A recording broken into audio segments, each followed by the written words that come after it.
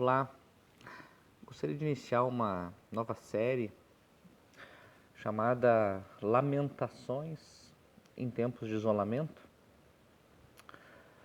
Creio que para a maioria de nós, as limitações da nossa vida cotidiana, elas vieram como talvez essa queda de temperatura.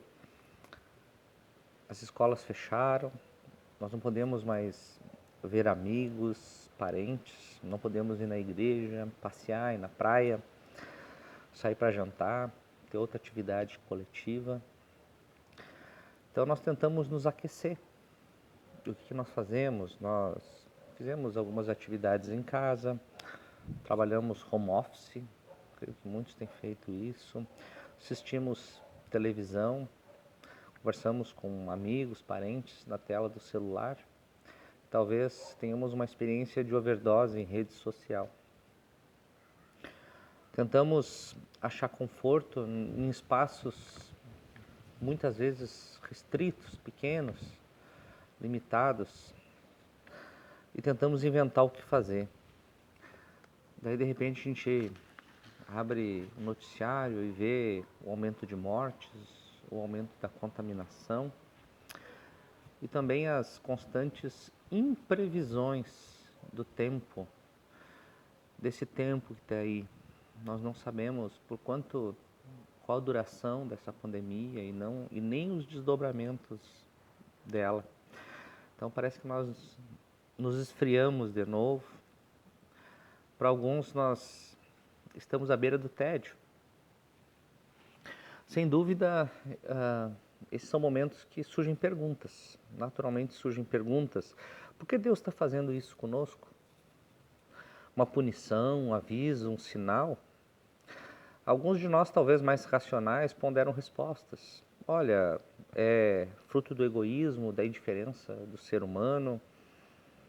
Então, nós vivemos sempre querendo uma explicação para o que está acontecendo. Isso é parte da nossa cultura, uma cultura que foi gerada pelo racionalismo. Mas eu creio que nós precisamos muito mais do que isso, muito mais do que uma palavra que explique o que está acontecendo ou nos traga alívio por meios racionais. Nós precisamos, antes de tudo, resgatar uma tradição bíblica do lamento. Lamento é o que acontece quando as pessoas elas perguntam por quê e não obtêm resposta nenhuma. É onde nós chegamos quando nós olhamos além de nós mesmos, além das nossas próprias falhas, dos nossos próprios pecados. É quando nós começamos a olhar de maneira mais ampla para o mundo e nos identificamos com ele. E nós vemos a nossa necessidade de Deus. Nesse ponto, um dos grandes escritos de lamentações que nos ajudam no livro de Salmos. Salmo nos ajuda porque a maior parte dele é lamento. O Salmo 6, por exemplo, diz: Seja gracioso a mim, Senhor, porque eu estou desfalecendo. Cura-me, Senhor, pois os meus ossos tremem. Salmos 10 pergunta: Por que te escondes de mim, Senhor, em tempos de angústia? Salmos 13 ainda segue: Até quando, Senhor, até quando se esconderás de mim? Para sempre te esquecerás de quem eu sou? Ou então, Salmos 22, que é a expressão de Jesus na cruz: Deus meu, por que me desamparaste? O interessante é que esses poemas, eles vêm a nós, acima de tudo, como uma expressão da presença e da esperança em Deus em meio às nossas lutas interiores. Eles não foram escritos para explicar os problemas que nós estamos vivendo, mas para nos dar a afirmação tão necessária de que em meio a qualquer situações nós não estamos sozinhos. Mesmo que nós não tenhamos consolo em nada, nem mesmo em Deus. A lamentação, ela nos ajuda a perceber que Deus está conosco, continua conosco e sempre estará conosco. Grande questão da lamentação é que nós não nos queixamos de Deus, nós nos queixamos para Deus, porque nós temos a consciência de que Ele está lá e de que Ele jamais nos abandonará.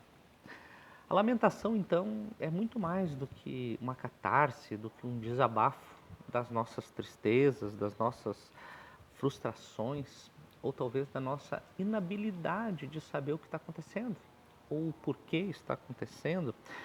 O mistério da Bíblia é o seguinte, existe um mistério aí, que é que Deus também lamenta. Nós podemos ter a certeza de que Deus não está indiferente ao que está acontecendo no mundo. Talvez alguns até pensem isso, como Ele é o Senhor e a situação está ruim aqui, nós podemos achar que Ele está indiferente, mas Ele não está. Ele sempre esteve ativo.